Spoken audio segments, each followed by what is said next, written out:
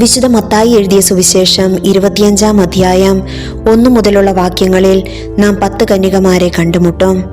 വചനം പറയും, അതിൽ 5 പേർ വിവേകവതികളും 5 പേർ വിവേകശൂന്യകളുമായിരുന്നു.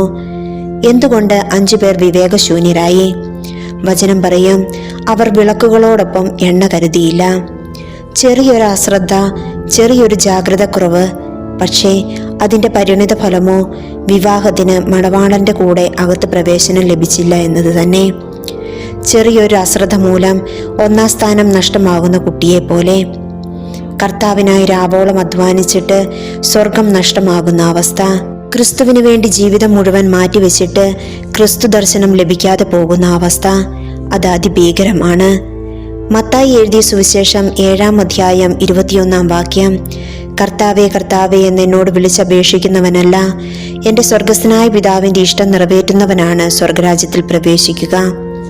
ഞാൻ ആരുടെ ഇഷ്ടമാണ് നിറവേറ്റുന്നത്? നമുക്കും ചിന്തിക്കാം. ക്രിസ്തുവിൻ്റെ ഇഷ്ടം നിറവേറ്റുന്നവരാകാൻ നമുക്ക് പരിശ്രമിക്കാം. നമ്മുടെ ജാഗ്രത കുറവ് കൊണ്ട് സ്വർഗം നമുക്ക് നഷ്ടപ്പെടുത്താതിരിക്കാം. ഈശോ നമ്മെ അനുഗ്രഹിക്കട്ടെ. ആമേൻ.